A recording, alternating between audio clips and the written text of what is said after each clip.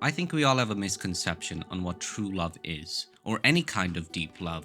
We get sold on this idea of love from movies and books where everything has a happily ever after and it's all peaches. No, that's all fake! Love is complex, messy, emotional, and has layers, like an onion. Love is Shrek. It doesn't make sense and can start in any way possible. There are no boundaries to love. And Shrek shows this perfectly, with a relationship emerging between an ogre and a human. But Eoris, Fiona becomes an ogre too. Okay, fine! Then between a donkey and a dragon! Love doesn't make sense. We try so hard to justify the bumps in our hearts, like there's this deep logical reasoning for loving someone. The truth is, that's not real. You just love who you love and there's no reason for it. I like to think we also fall in love with the qualities of a person that makes them who they are. Whether it's their smile, laugh, the way they talk about something, their passions, it's the sum of all the little things and their story that deepen our love for them, which is just the baseline for falling in love. Sometimes it's also just a feeling. Whether you like to believe in magic, destiny, God, we somehow, without reason, get pulled into someone's life and we end up loving each other.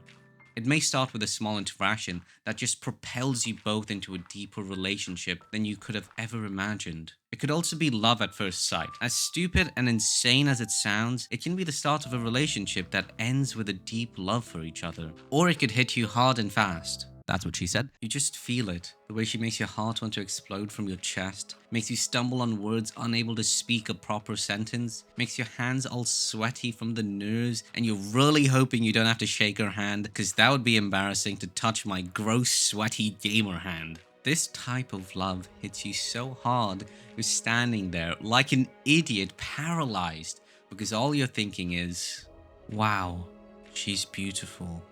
There's so many ways to fall in love or be hit by love. However, it's what happens after that I think people mess up so badly.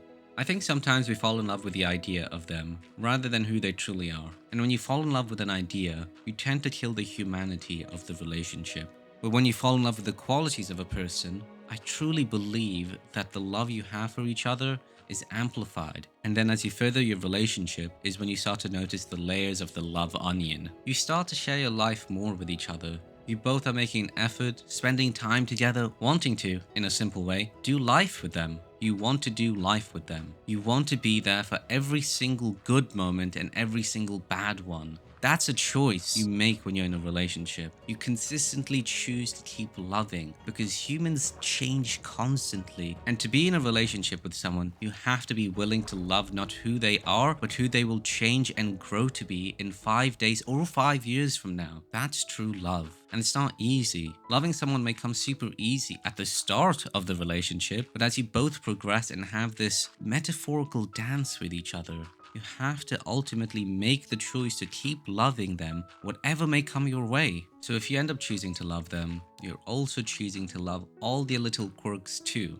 Which could mean you might find the way she snorts when she laughs to be sweet, or find how she quickly shoves popcorn down her mouth to be adorable. And maybe it's the way she makes awkward eye contact with you, which normally would bother you, but she just makes it a wholesome moment. Normal things that would bother you or turn you away suddenly don't anymore. At least with her it doesn't.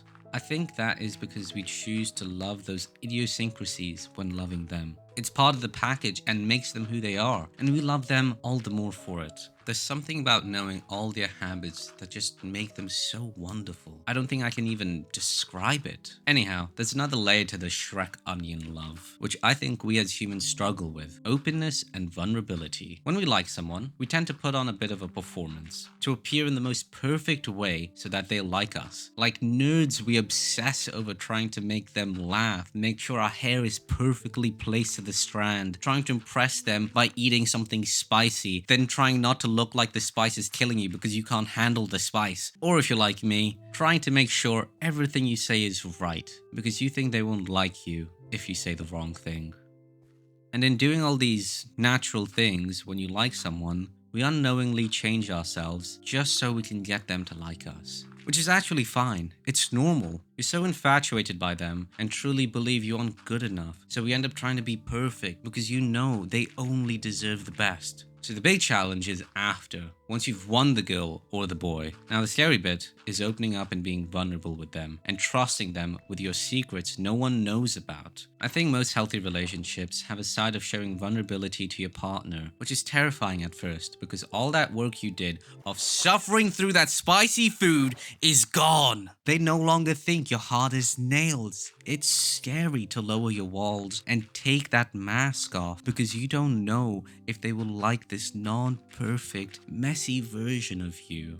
We like to think we all chase perfection, whether it's in our jobs, passions, or in this case, a partner. But in reality, no one is perfect. Unless we're talking about Keira Knightley, she's perfect. Okay, yeah, I gotta think for her. That's besides the point though. The point is, don't search for perfection. It doesn't exist. If it helps, you could think of it as a perfect person for you. Someone that you trust and that trusts you, where both of you can fully be vulnerable with all the parts of yourself. Someone that wants you as much as you want them, that also makes you laugh and who loves all your weird little quirks of eating spicy food to impress them, and you love all their quirks as well. Someone who wants to spend time with you and makes the effort and vice versa. Someone who you can argue with over a really stupid thing, but after just hugging each other like none of it mattered. Someone you can turn to after having a really shitty day and feeling safe to cry around. Someone who won't judge you or make you feel small, but is still honest with you and won't lie to you.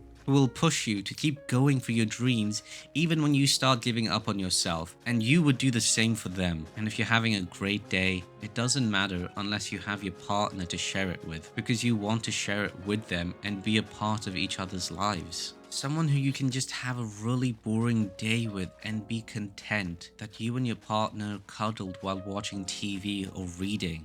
That type of perfect love takes time and work. The truth is also, it's much more simpler than we think it is. Love doesn't have to be a fairy tale of grand gestures. It can be as simple as finding someone compatible enough that will choose to love you and you them. Then showing up for each other through all the moments in life. Your weird quirks, lows and highs, stupid moments and embarrassing moments, sad and awkward moments. Someone who you can just be yourself around and they will love you regardless. And likewise, they be their unapologetic self around you too. There's so many layers to love we forget about or don't know about. Sometimes we forget about the love onion itself and are too busy focusing on something unimportant.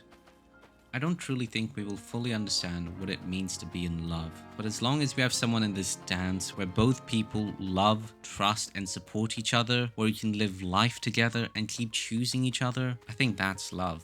That just might be it. So I think I'm a hopeless romantic. Anyhow, if you're single watching this weird Minecraft video about a single guy's idea of love, and you perhaps don't believe in love or that you won't find anyone, well, I like to think that there's someone out there for everyone. The more I live, the more I start to realize that my person probably died at birth or something. And maybe you're like me, where you don't believe love is out there for you, or that you won't be able to have this type of love in your life. I want to say you're wrong, that there is someone out there and it will take time, but the truth is, I don't know. I'm 22 years old now and I've never been in a relationship, and I don't think I ever will be. It's becoming increasingly difficult to keep that hope alive, that it's easier to hope for someone else than myself. I don't think any amount of spicy noodles will impress a girl. So please like and subscribe to help me feel better about my own lack of love and the loneliness in my life. I now depend on internet numbers for validation. Plus, Minecraft YouTubers don't really have the best track record for relationships. Anyhow, you're not alone if you're having the same thoughts as me. Love is such a complicated thing, and I think there is love out there for you. If you have any thoughts on what I said, leave a comment. Love you all, and check out this video about pets. My cat Bailey makes an appearance in this video.